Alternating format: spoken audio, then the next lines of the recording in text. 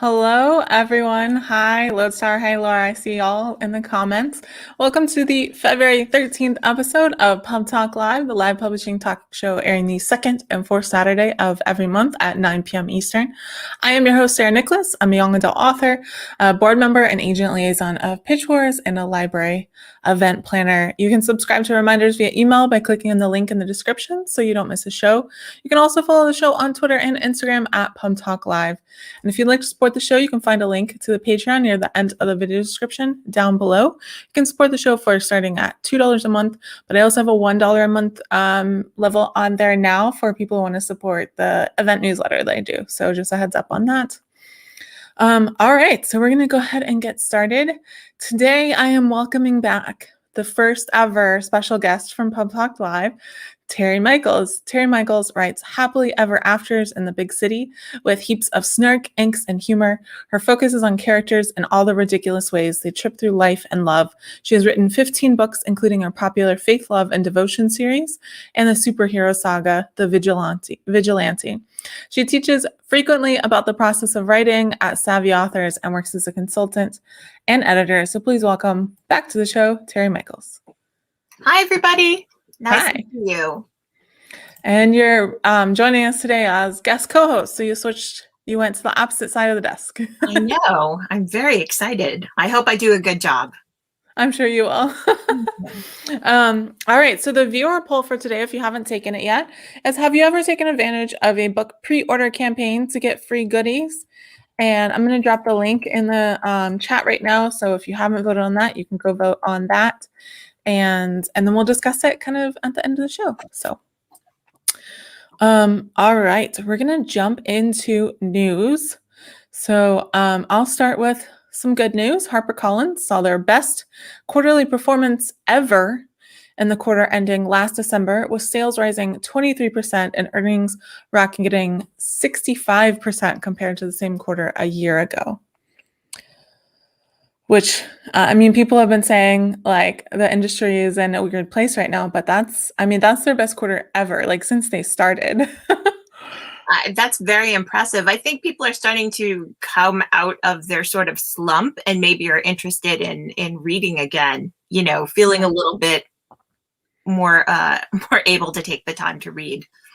Yeah, well, we've been seeing over and over again that like especially children's nonfiction is doing very well during the pandemic. So that's probably responsible for some of that bump.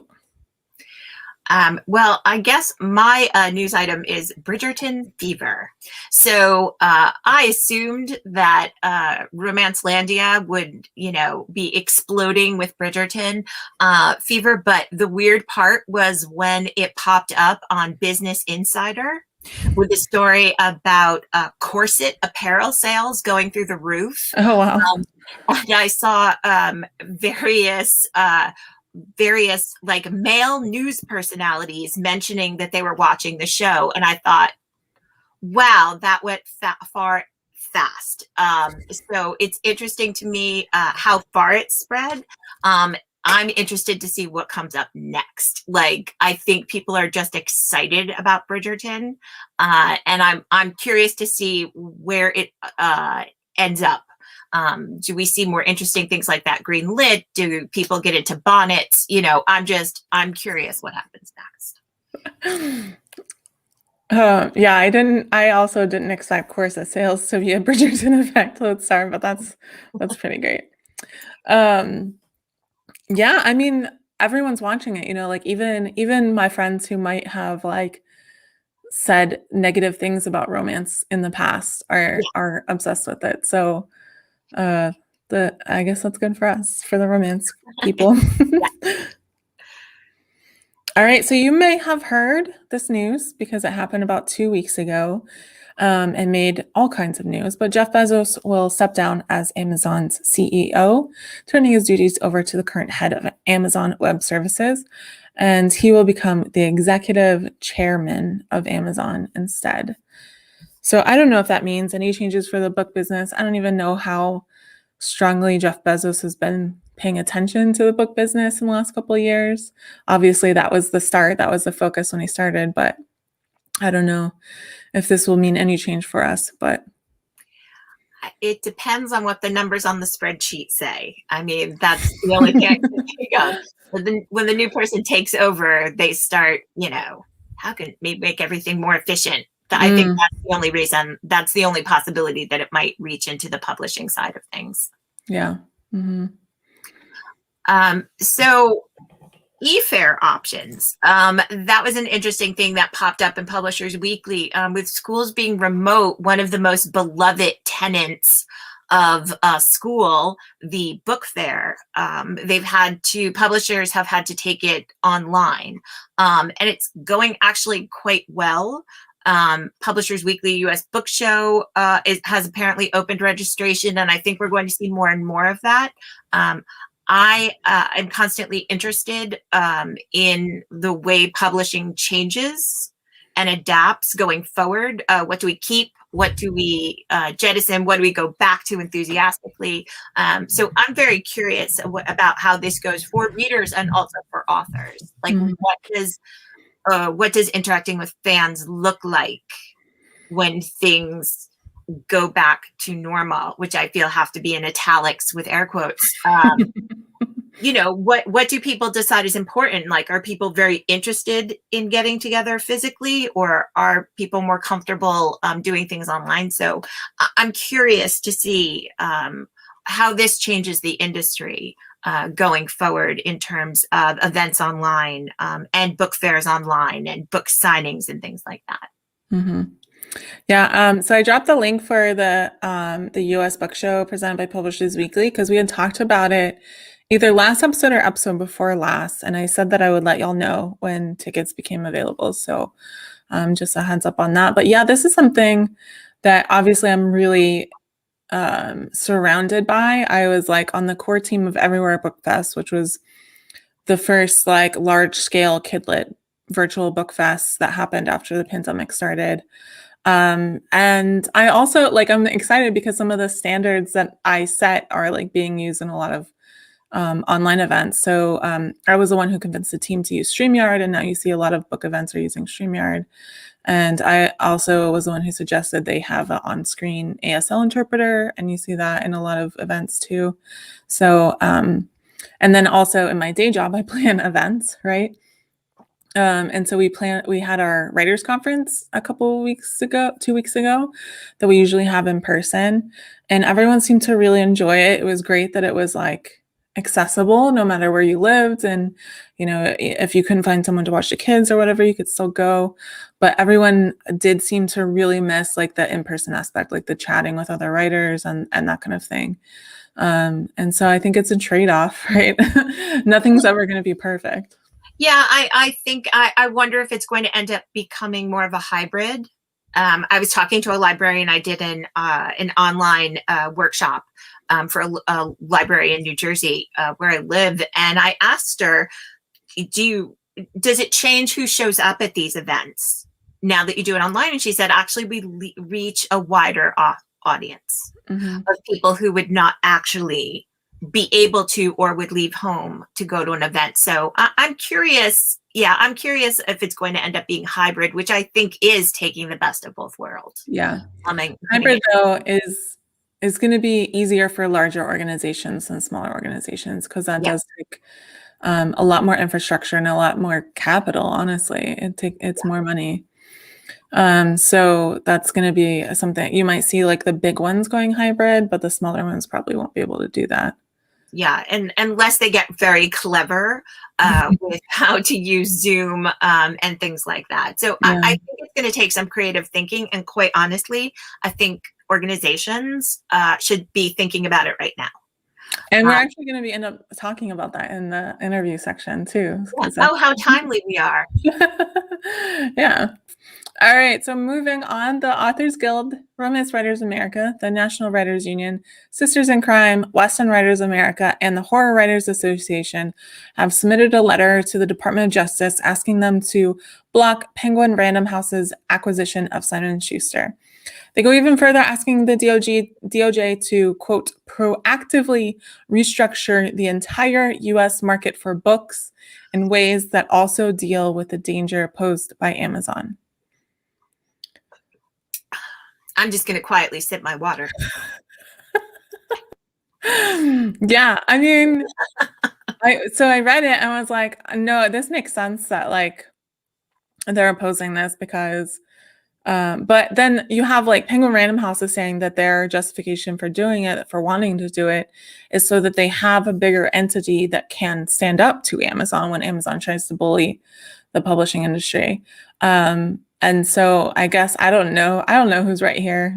I feel like it's hard for me to get invested in this because like whatever I think is not going to affect the situation. So I'll just wait until it all shakes out and then figure it out.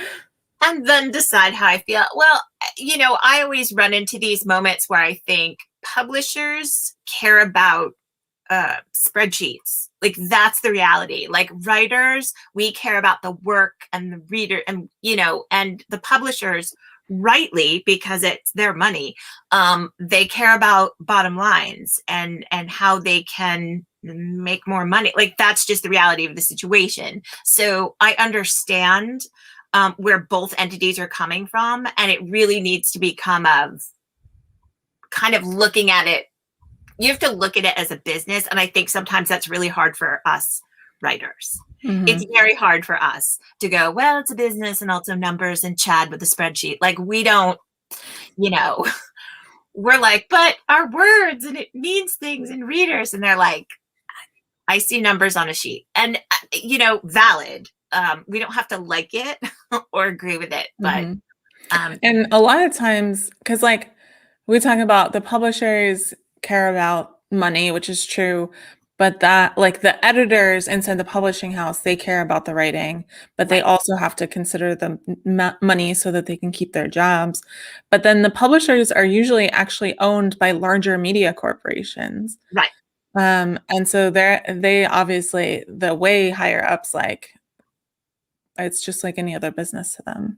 I try to tell people that I like to imagine it as a guy named Chad who hasn't read a book since college and he makes the final decision. And that sounds terrible, but it honestly helps me focus a little bit better and not feel like I'm banging my head against the world.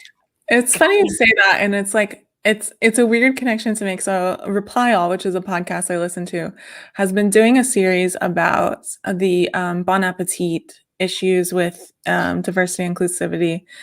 And that is one of the things they talk about is the guy who was in charge of Bon Appetit was not particularly interested in food at all.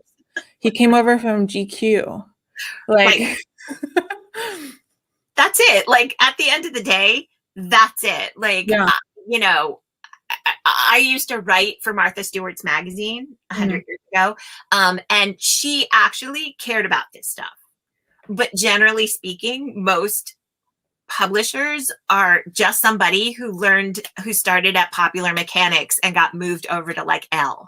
Like it's literally Chad with a spreadsheet. And, we kind of have to, that's a tough one to swallow, I think. It's a tough one.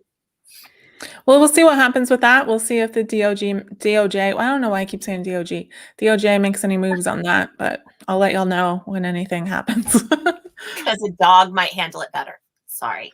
Okay. So the National Book Foundation has a new executive director in Ruth Dickey, who is serving as the executive director for Seattle Arts and Lectures for the past 8 years.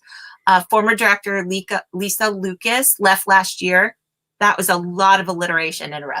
As we discussed in previous episodes, but now serves on the NBF board. So congratulations to Ruth. Yeah, that was I felt like it was a really long time. Lisa announced she was leaving, like, I think early last year. So they really took some time on finding a new director. They really did. All right, so our last piece of news, good news for indie authors out there. Barnes & Noble announced new payment structures for B&N Press, its self-publishing platform. There will now be a flat 70% royalty rate on all ebook sales, no matter the price of the ebook. And they will pay within 30 days of the close of the month the sale occurred in. I haven't said it yet. So all the news items that we talk about, there's going to be, after the show ends, a link in the description where you can read more about each of these. And the link for this is actually just the link for press.barnesandnoble.com, where you can learn about the whole program. So just a heads up on that if you want to learn more. And it seems to me like they're really a little bit going after Amazon here. Yeah, definitely. Because Amazon has that tiered royalty rate, and they pay, I don't remember, is it 60 days after the close of the month? It's a longer period after the close of the month on the sale. I think so. I don't self-publish, so I'm not really sure, but that sounds about right when people get mad on Facebook. Yeah, so those are some good terms. So we'll see if Amazon responds. I don't know if Barnes & Noble has a big enough market share for Amazon to respond, but maybe things start shifting that way. Well, at the very least, that might be a good place for some people to jump on in the beginning and reap the benefits of it before, it starts to slow down as more people jump onto it. So get in early on the Barnes & Noble thing, I would recommend. That's a good idea. Yeah, and Joanna Penn's podcast, she talks a lot about these different services that kind of encourage authors to go wide. And she talked recently about a service that allows her to sell her audiobooks direct instead of going through a platform. Yeah. And how much more money she gets, on those sales and that kind of thing. So interesting. And also Joanna Penn has the platform where she can sell her books direct, There's also that. But yes, I would agree that you should keep your ears open about what's happening and, be alert. Not wait for somebody to tell you, but to constantly be alert, to be the first person who gets in on something. That's usually the people who do best. That's just the reality of the situation. So early adopters. Yeah. All right. So now it's time to bring on our special guest. So Jennifer Morris blogs about bookish things at Funk and Fiction, is the director of my very favorite convention, Coastal Magic Convention. Coastal Magic Convention is next week. And it is free this year because it's virtual, which we're going to be talking about. So I'm going to drop the link in the chat right now so you can go register for that if you want and figure out how to participate. And please welcome, you may have seen her on my channel before. She's been here one or two times, Jennifer Morris. Hi. Hello. How are you doing? I'm okay. How are you? Good. I mean, we're in the only state in the continental US that isn't getting snow this weekend, so I'm doing pretty good. Hallelujah. I am not. I'm all about not in the snow. Which is why it was part of the reason why Coastal Magic and Daytona work so well every year. It actually is. I actually planned the timing of Coastal Magic very specifically. It's just far enough past Christmas that people have recovered from their Christmas spending. Mm-hmm. It's early enough that it doesn't intrude upon the larger book conventions that start to happen in March and April. Mm-hmm. And it's at the end of February is just when it's starting to get warm for Floridians. I'm a native Floridian. So when I say warm, I mean between 70 and 80. Yeah. So yeah, it gets below 77 and I start to shiver. Yeah. And it's I don't deal well. It's late enough that usually people don't get snowed in their towns. Mm-hmm. Well, I can tell you there are several Coastal Magics that I live in snow. Yeah. Yeah, there have been some snow-ins, but not many. Yeah. I remember the one year there were a couple. All right. So can you start us off by telling us the story of why and how you started Coastal Magic Convention? Yes. It's very easy. Jennifer got upset on Twitter. Many years ago. I know. Many years ago, I was following, honest to goodness, I don't even remember which authors it was now, but you know how sometimes authors get together and do tours, launch release tours where they'll visit 6 or 8 different cities to celebrate the beginning of their books, the releases. So there was a group of authors that I was really interested in, and they showed the dates for their tours, and they were coming down the East Coast, and they get down to Atlanta, and then they went west. Mm-hmm. And I'm like, wait a minute, people in Florida read. Come on now. And so, not being rude or disrespectful or anything, but definitely upset and sad about the situation, I was on Twitter, and I had a blog at that point in time. So I had been very lucky in that I had met a few of the authors through the blog, and we were chatting online and whatnot. And James Artuck, who is an author that some of you might know, he was at the first few Coastal Magics. He told me, quit whining and make a reason for people to come to Florida, for authors to come to Florida. And I was like, well, such a tough thing to say. It is such a Tuck thing to say. He's like, Quit whining and do those were not his exact words either. He did not say stop whining. I can imagine. He said something else that means that. But he said, create something, make something, give people a reason to come to Florida. I was like, you don't just make something. I was like, that's not a thing that you do. And he's like, well, of course it is. How do you think those things happen? And so basically for the next couple of days, he was like on Twitter, he would be like, hey, Jennifer, have you done something yet? Hey, Jennifer, have you done something yet? And I'm like, no, I don't know what you're talking about. Leave me alone. And then after a couple of weeks, I started to like actually consider it. So again, through the blog, I had been fortunate enough that I was familiar with enough authors in the area that I thought, okay, maybe I can do this. Maybe I can pull together 15 or 20 authors in a local hotel or something like that. We'll have a couple of days of chit chats and conversations. We'll do a book signing. It'll be fun. And so that's how it started out. At the end of my invitation process for the first year, I had 45 authors, and we had people coming from all over the country instead of just local Florida, Georgia area. And we ended up with, I think, like 150 people that year. At a very unfortunate hotel. And so we have learned from that to make better choices. But it did start out with a whole lot of Jennifer not knowing what the heck she was doing, but a whole lot of encouragement from people who had wonderful ideas. I was also there. I was there as an attendee. No, I was there. Was I a featured blogger the first year? You were a blogger that year, yeah. First year, yeah. Yeah, the birds. All of the Old City New Blood, because I was called then. We'll remember the birds. Love it. Yeah. I'm so sorry I missed that first one. It was okay, so when you walked into right on the beach, very old, had been there a long time. I think it was the Howard Johnsons, I believe. When you walked into the lobby area, it had those like terracotta tile floors, not many rugs, just those floors because it was right on the beach, and probably 4 or 5 cages for giant macaws. So when people walked in and the macaws started to announce, hi, how you doing? Welcome to the hotel. It not only echoed in the lobby, but it echoed all through the entire hotel. Yeah. Laura said it was an experience. It was. I mean, we still had a lot of fun, even though we did have a lot of fun. Yeah, we did have a lot of fun. The venue itself wasn't ideal, but we still had a lot of fun. There were a lot of things that went wrong that year, but we had a whole lot of fun. Yeah. So speaking of, Terry has a question for you. I have it. Oh, God. What's your question, Terry? What was the biggest surprise or lesson that you have learned in your years of putting together Coastal Magic? Procrastinators make horrible event planners. And also, I work really well under pressure. And also, I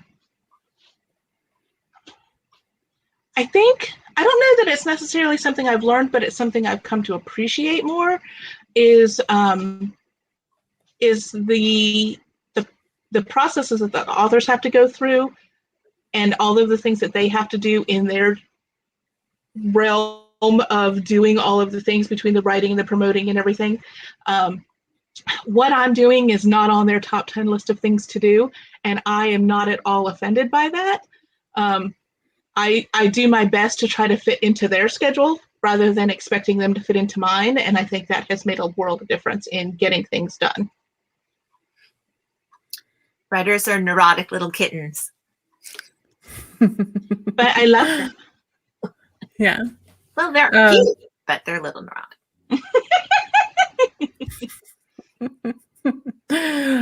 So you talked a little bit about how you had known some authors that helped you get started. How did your experience as a book blogger kind of inform your convention planning and, the way that you planned your events?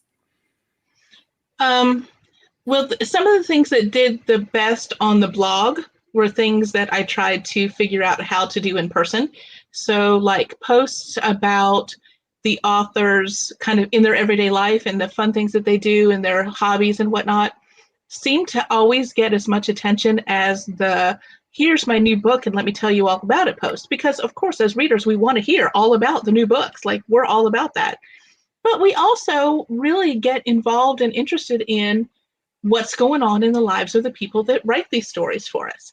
So from the very beginning, the idea has always been to try to allow the readers and the authors to interact as much as possible in both strictly bookish ways and also in just chilling out and having fun, just as people that happen to have some common interests. And that came from the blog. That came from seeing that those posts and that those interactions on the blog went really well. Yeah, I definitely think that's the case. I love, I think you've done it at least once before, and I've seen it at other cons, the kind of like care and feeding of authors panel where like spouses or family members will talk about what it's like to live with an author. And those are always so fun. I think you had it one year, it was like KP and who's Kieran Kelly's spouse, and I can't remember. We had on it. Hildy McQueen's daughter was on it. Right. I think Lucienne Diver's husband was there. And I feel like we had one more. I think we had four. It was fun. Pairs. It was great. It was fun. Oh no, Laura found pictures of the first hotel. Laura shared them on Twitter. Oh goodness. Just tag PubTalk Live and I'll retweet them. You know what happened with that hotel too? To begin with, they told us that when we first looked at the hotel, they told us that they were doing renovations. They showed us these one area that they had renovated, and they showed us these other couple of areas. They're like, we're all through this summer, this is what we're going to be doing. We're going to renovate these areas. So by the time your convention happens in February, this is going to be like these grand things and this big description. Come February, those things had not been done. So we had all sorts of issues with, the rooms and the status of things. But after the convention was done, after we paid them for their services, such that they were, like less than a month later, they were painting the hotel like a brand new color, like the whole thing on the outside. They were painting it when we were driving by it. 2 months later, they shut down, the building was condemned, and now it's gone. It's not even there anymore. They bulldozed it. There's a story there. There's a body in a wall, is all I'm saying. I blame the bird. Our event, the person who was the liaison person between the management of the hotel and us that was helping us plan our event quit the weekend of our event. Like, she was there when we got there the first day. She was not there the second 2 days. That's so great. I'm having event planner like twitches right now. Yeah, all three of us. And that was my year one, Terry. That was my first year. Getting a twitch in my eye. I'm having flashbacks. So let's change that direction from terrible. What is your favorite part of running Coastal Magic? Like, what is your, like, we all event planners have a moment where we go, this wasn't the worst decision of my life. What is your Coastal Magic? I have that moment when we're doing this in person on Saturday after the signing. Once the signing's done, I pretty much coast through the rest of it. I figure if I've gotten to this point, everything else is gravy. Nice. And it's not even so much that the signing's my favorite part. I mean, I enjoy the signing. I like the signing. I participate. I go around and buy books just like every other little fangirl. But that's kind of the hump for me. When I'm like, okay, we've gotten through the bulk of things. I'm sorry? logistically, it's a lot. It's the probably the Yeah. last time in the convention where you have all the authors in the same room. Right, because usually Saturday night we still have like a game night and some other things going on, and then we still have panels on Sunday. So there is still stuff happening, Yeah. but that's the point where I can kind of relax. Yeah. And then, I mean, I enjoy the things that happen before then, like all on Friday night and all day Saturday and whatnot.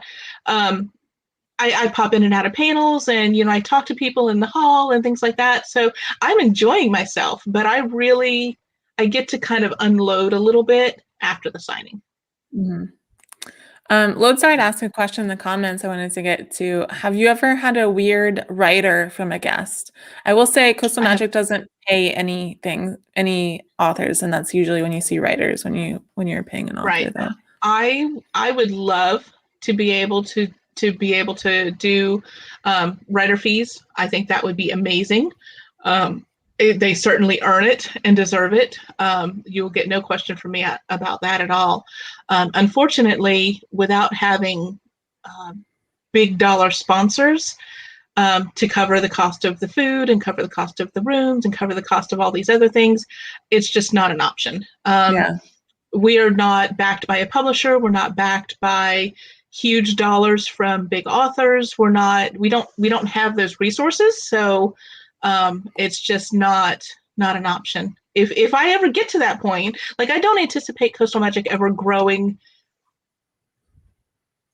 the audience growing more than it is. Like I have for years, I've had a cap of 300 people, period.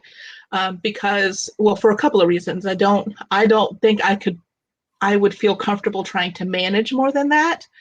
And too much more than that, and you lose something about the community and the togetherness that we have with the numbers that we have. So I don't ever really want it to be much bigger than that anyway.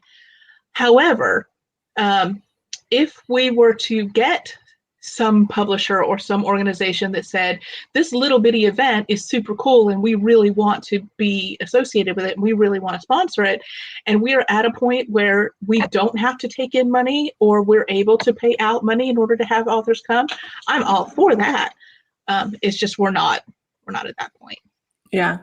But yeah, so usually a writer happens whenever you're paying a guest. I wanted to mention this writer. I won't say who the author is, but it's a super, super international best-selling author, right? Like, who this person is, I guarantee you. Like my dad hasn't read a book in his entire life and he knows who this person is, right?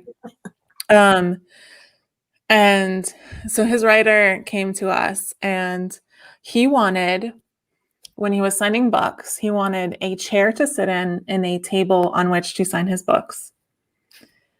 And he wanted a water while he was speaking and a Diet Coke when he was in the green room. That was it.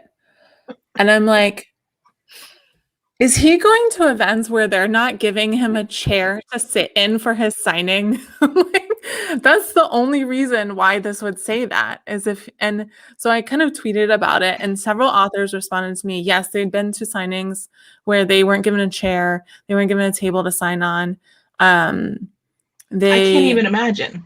Like someone told me that like no one had a chair. Like they did an event where they were standing up and the audience was also standing up while they were talking to them. So sometimes I'm like, man, I'm a really good event planner. Wow. So what you're saying is, holy moly, spoil authors is what you're saying. Yeah.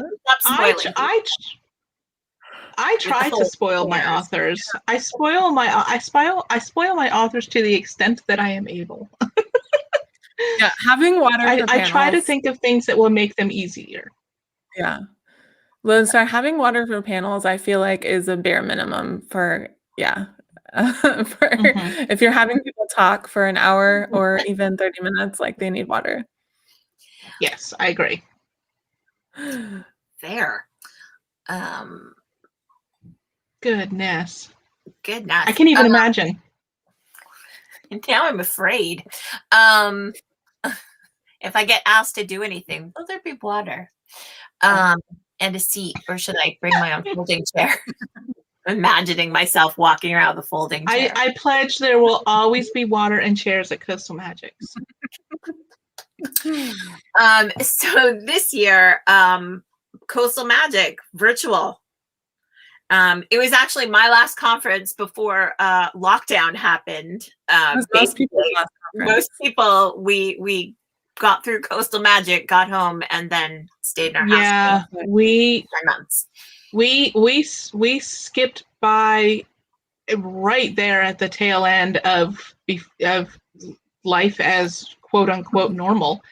Yeah, it was like there were rumblings, because I remember my sister laughed at me because I bought like 6 big giant bottles of hand sanitizer so I could put one in every room. So there was like the words were out there and people were like talking about it, but we had no idea what the extent was going to be. Yeah. March was going to go up. So you're virtual this year. Correct. So that's a little bit of a change. What do you feel like your biggest challenge was switching to a virtual conference this year? Honestly, my biggest challenge is me. Again, back to the beginning when I said that procrastinators make horrible event planners. There's a reason that I have that thought. When we're doing things in person, I don't know, I feel like, and not so much even that if we're doing it in person, I think that I've done it so often in person that my timeline is kind of set and I kind of in the routine now. But having to switch things over to virtual, it changes the whole promotional schedule, because when we're doing it in person, we need to give people enough time to plan travel, save money for tickets and travel and books and all of that kind of stuff. There are things that have to be done in a certain timeline. Those things have to change when you're doing virtually, because for a virtual event, if you talk about it 8 months ahead of time, they are not going to remember that they're going to be doing something 8 months from now. Mm-hmm. So that the whole timeline of everything had to change. And the way that we approach the promotion and the way that we approach the participation leading up to it, because we still wanted to do things leading up to the event so that there was presence and there was a little bit of word of mouth going on, things like that. But it wasn't the same that we had been doing in previous years.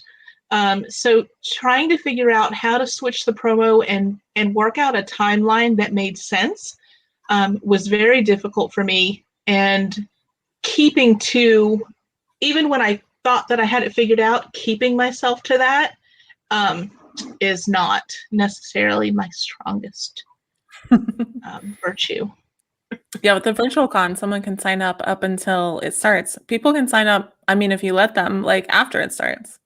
Oh yeah, absolutely. So basically the way it's going to work, the panels are obviously going to be live. Well, I can't say obviously, because there's a lot of places that have been pre-recording and showing them. So I can't say obviously. All of our panels are going to be live. And people will be able to watch them either on the Coastal Magic Facebook page, the public page, or we'll share them into one of the different groups that we have. We're actually also going to partner with Continual, which is a group that got started when all of the conventions started getting canceled. They basically started pulling people in to do panels just forever and ever and ever, just ongoing. They don't plan on stopping. It's basically just an ongoing, never-ending convention. I wanted to be able to give 2 options for people. So if you weren't necessarily interested in one panel that's happening, you still had something else you could do, which is what we do in person at Coastal Magic. We have 3 panels happening at a time so that there's something for everyone to be interested in. We can't do 2 lives on Facebook though. So we're going to do 1 set of panels on the Coastal Magic page, 1 set of panels on the Continual page on Saturday, but then share them all through all the regular Coastal Magic platforms. If you want to watch them, no problem. Everything is free. Whether you participate or watch, it's all free. You just go to the link, the post when it goes live, and you're there. if you want to have a chance to ask a question live on screen, like we're doing right now, you guys were talking at the beginning, and then when it was my turn to come on, you pulled me in from a waiting area. Basically, that's what we're going to do. We're going to have a sign-up form before each panel. People can sign up and say, yes, I have a question for this panel. Here's my email address to send me a Zoom link. Here's the question I want to ask. The moderator is going to go right before the panel, well, about 20 minutes before the panel, pick 4 or 5 people, send them a link. They'll be just like I was, kind of hanging out in the background while the panel's happening. And then at the end, the moderator will have each person come on live and ask their question. It's the closest thing I could come up with to kind of replicate the at the end of panels, when you're done in person talking to everybody on, at the table, and then the audience gets to ask questions. They stand up, they get to talk to the person that they're asking the question to. They see them face to face, and they're having a conversation with them. That was the best thing I could come up with to kind of replicate that. And this way, if somebody wanted to take a screen cap, it's almost like you're getting a picture with the author that you're talking to. I was trying to think of ways to mimic the things that happened in an in-person Coastal Magic the best I could. Yeah. So you have like a live studio audience. Essentially, yes. Yeah. So this kind of ties into my next question. So we had the writers conference at the library 2 weeks ago, which is one of our biggest events, and we did it virtually this year. And that was one of the things, is like the writers definitely value like that face-to-face time they get with each other, like in between the panels and afterwards and stuff. And so one of the things I did to kind of help alleviate that was, at the end of each day, we had networking sessions for specific like genres. So like science fiction went in this room, romance went in this room, whatever. And they could kind of introduce each other. It was moderated, but they still got a little face-to-face time. But then I didn't realize, because of course I'm an extrovert, so I'm like missing the people. I'm missing being in the room with the people and feeling the energy. But afterwards, the team was kind of talking about how it went, and then I realized, like when it was over, when the event was over, that was it. Like we closed our computers and that was it. Where in real life, when the event was over, we had to spend like 2 hours taking down materials, taking down AV stuff. So it was just like much easier cleanup. So that was probably like my favorite thing about switching to virtual. So my question for you is there anything you like more about a virtual event over an in-person one? We have authors involved in Coastal Magic this year that I have invited for many years before, and for whatever reason, whether it be a money situation or a travel situation or a timing situation, were not able to attend. They were always very nice about their, rejection letters or whatever. They had nice things to say. They would love to do it, but just for whatever reason, they couldn't. And so we've got a couple authors this year that are able to do it strictly because we don't have those same problems. So that's been really cool. I don't know that there's really anything else that I prefer more about a virtual event, aside from being able to have basically, we're sidestepping some of the obstacles that authors had, which I think is cool. There are some things that I like enough that I will probably try to find a way to incorporate them even in an in-person event. Like I might still try to have one panel on Saturday night and one panel on Friday night, that is virtual and includes authors that were interested but couldn't come to the event. I don't know that will necessarily work, but it's something I'm considering. There are a couple of things that I think have worked out really well, like our reading challenge. The reading challenge girls have been ridiculous. They've just been crazy. They support the authors like it's just insane. They've read tons of books. They've promoted books. They promoted the authors. They've been involved in chats. So the reading challenge is definitely something that has kind of blossomed through the virtual experience, and I don't anticipate that will change. So I think it's probably a tie between the things that the reading challenge people have done, which my sister's in charge of that, DeLorean, and she's just done gangbusters with that. It's been insane. between the reading challenge and access to some of these authors that aren't able to join us on a regular basis, I think those are my two favorite things. Yeah. The reading challenge gals are hardcore. There's still Lorianne. Hardcore doesn't even cover. We should put them in charge of something major because they'll just handle it. They gave me a deadline for my next book. Yeah. The forms, Sarah, can you put that back up there, that comment again? What that means, 1,221 reading challenge forms have been submitted. What that means is that the readers who are participating in the reading challenge, which starts on June 1st and ends today. Today's the last day of the reading challenge. 1,221 books by Coastal Magic authors have been read and reviewed. Oh, wow. By our attendees. Yeah, that's great. In order to fill out the form, they have to read the book and do a review. That's awesome. That is sincerely badass, if I may use a bad word. Actually, we had another question for you, and this is a good question from Mo. What do the author signings look like for you? Because you've done something, I think, very interesting with your author signings. So can you talk a little bit about that, please? Sure. Again, in the interest of trying to replicate as closely as I could possibly what would happen in in-person signing. So imagine you're at an in-person signing, you walk into the room, you look around, you find an author you want to have a book from, you go over to the author, you pay for the book, and you stand there while they're signing it, and you get to chat for a minute. You ask a question, you talk about how much you love their book, you make small talk, you get 2 or 3 minutes with them while they're signing the book. Sometimes you get a picture, the whole 9 yards. So the best way I could come up with to do that was the authors who wanted to do a live signing, made order forms for their books. Those are posted on the in the Coastal Magic Facebook group, and each author has their own thread with the link to their order form. People put in their orders, they pay for their books. When it comes to on Sunday of the event, which is the 21st, anybody who has purchased a book, or some people don't have print books, they have ebooks, so they're going to do book plates. They're going to sign a book plate. So you can sign up to sign a book plate. You can do any number of different things, whatever the author wanted to do for their sign up. So if you have done that, you filled out the form includes an email address. So what we'll do is Sunday morning, each author will get the email addresses from them. We'll send a Zoom link to the people that have purchased the books.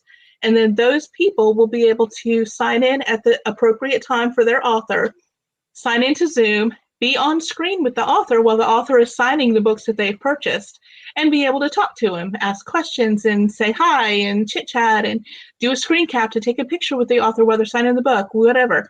But it gives them that kind of as close to face-to-face contact as we can get while they're doing their signing.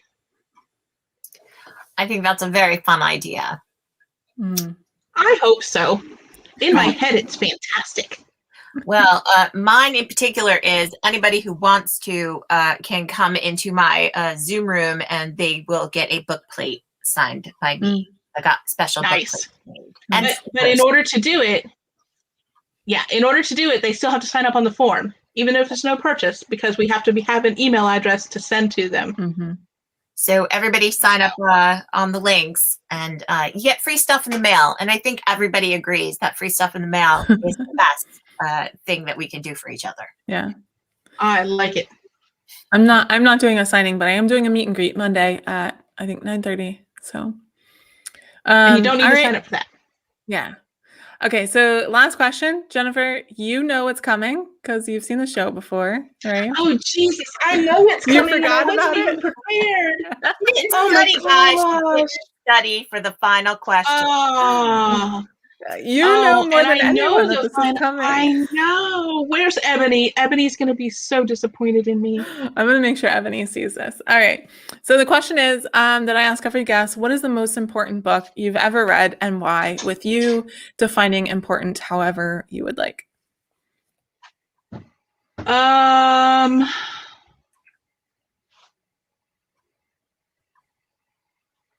You know what? I don't know that it's a specific book, but when I was in elementary school, the Doyle collection of Greek mythology, I literally went through there was probably 15 or 20 volumes of this in my elementary school library. And I would literally, instead of going to recess, I would get a special permission from my teacher to go to the library in elementary school to read those during recess.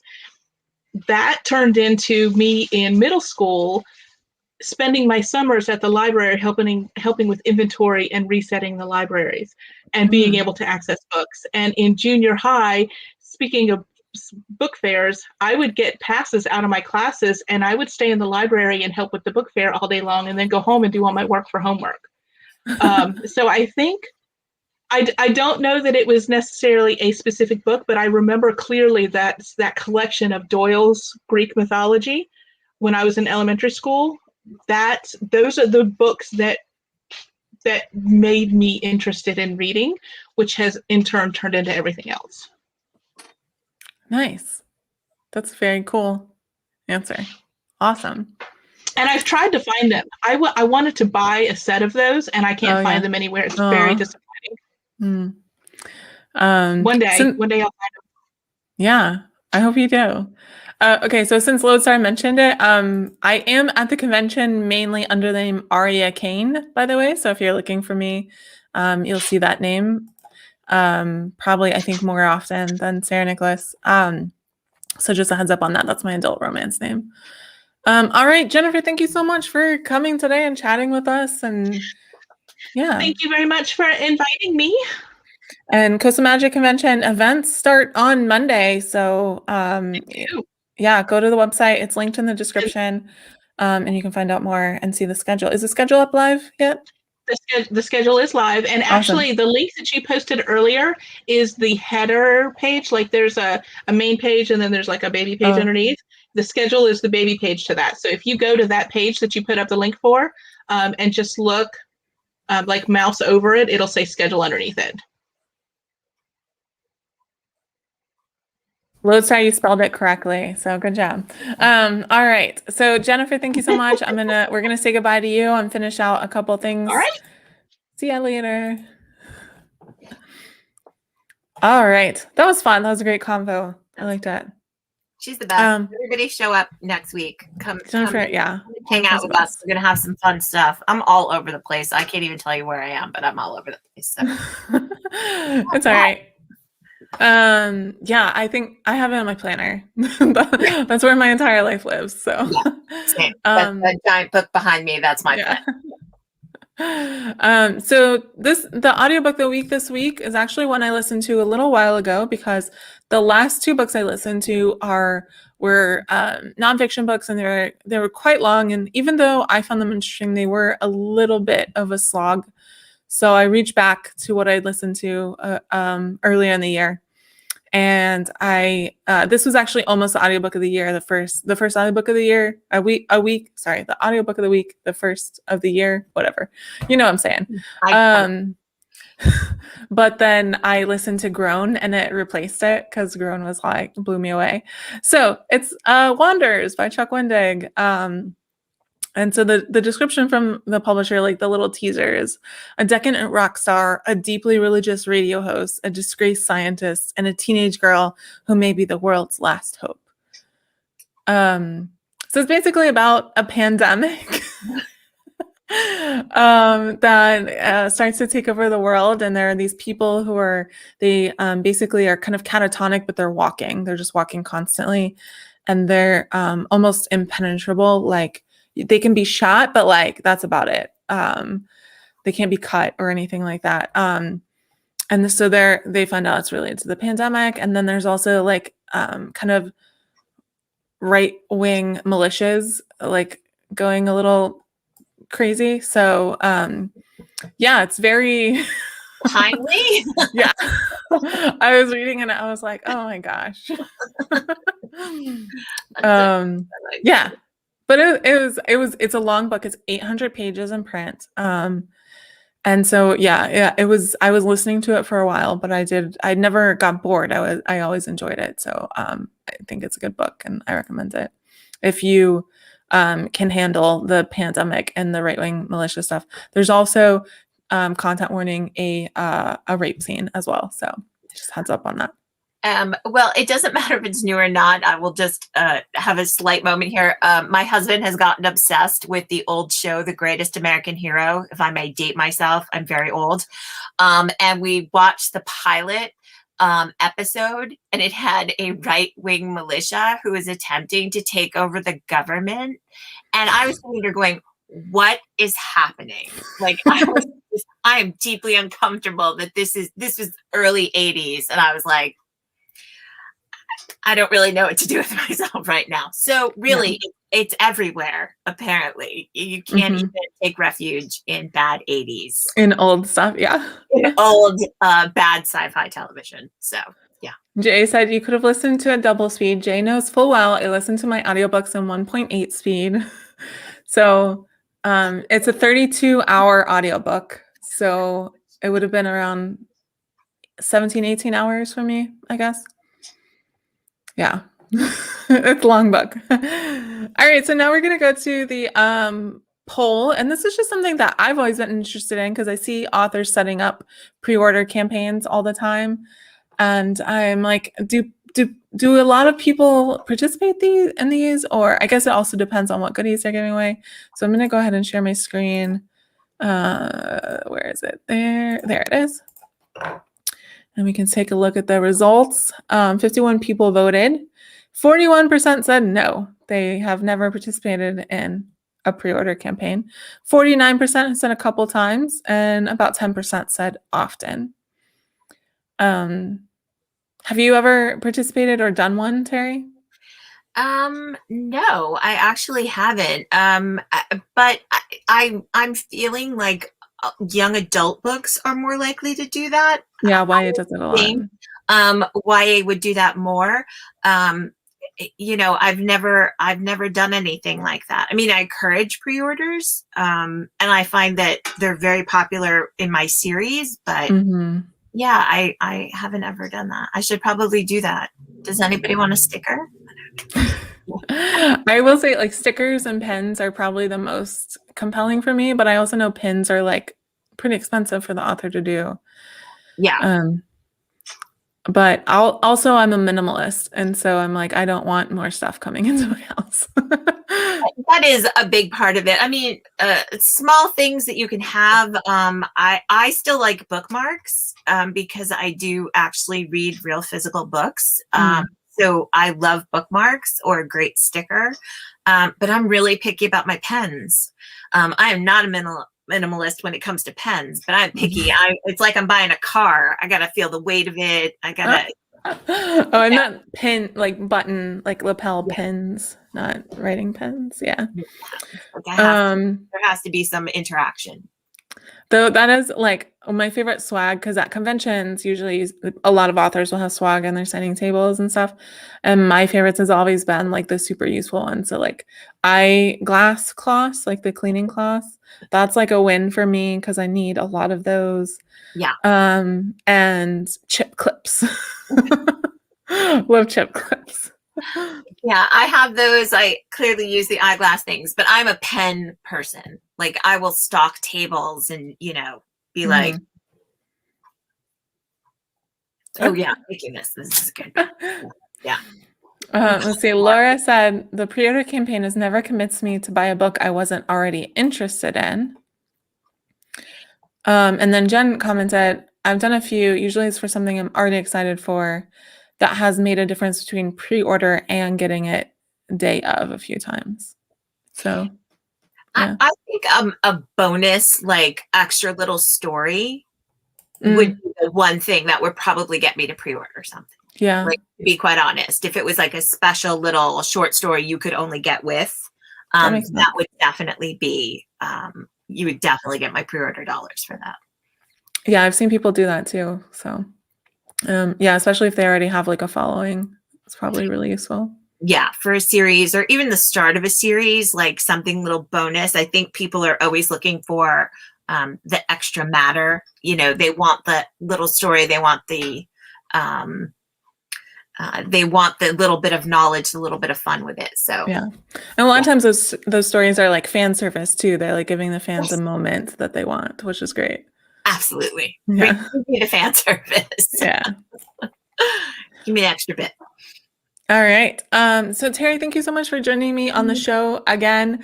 So I mentioned when Erin and Chada Kelly was on that she was our first recurring guest, but I actually lied to everyone because Brenda Drake was our first recurring guest who was on the show with you because we did a special Pitch Wars committee episode and she was on for that.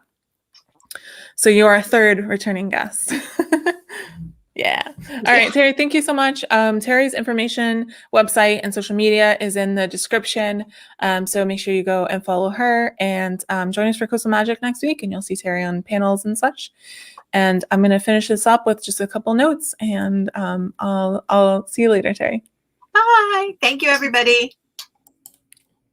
All right, everyone, thank you so much for tuning in live. If you're here live with us, if you're watching the replay, thank you for watching the replay. And as always, if you're listening on the podcast, I appreciate you listening on podcast. However you're getting the show, I appreciate you tuning in. So if you enjoyed the show, don't forget to like and subscribe right down there so you don't miss another episode. Also tell your friends because that's how they find out about shows like this. You can also subscribe to email reminders in the description. There's a link for that so you don't want to miss a show. The Patreon link is also in the description if you want to support the show on Patreon with $2 a month, $5 a month, $10 a month. And thank you so much to my Patreon supporters. I have a new Patreon supporter who's not on the slide, so I did want to mention it. And it's Ruth, and she's not on the slide yet because I don't yet know how she wants to be listed there. So thank you to everyone who supports me on Patreon. The social media for our guests is in the description, so please go check them out. And we have a couple of things upcoming. We're doing Wednesday write-ins every week at 8 p.m. So that's for about an hour and a half. You don't have to be writing. This week, someone was cleaning their house. So they would do 20-minute cleaning sprints and then come chat with us for 10 minutes and then go clean for 20 minutes. So you don't have to be writing, but that's what it is for if you want to write. And February 22nd, I just scheduled that this week.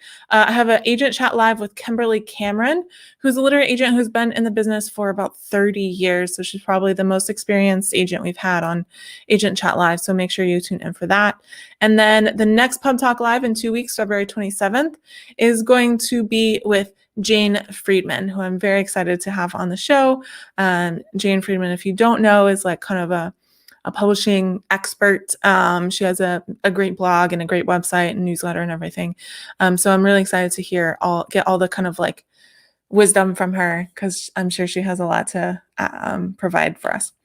I think that's everything. Thank you all so much for watching. Hopefully we'll see you at some of those upcoming events. Hopefully we'll see you at Coastal Magic. The links for the news items are going to go up as soon as we're done here. And everyone stay safe, wash your hands, wear a mask, and I'll see you next time. Bye.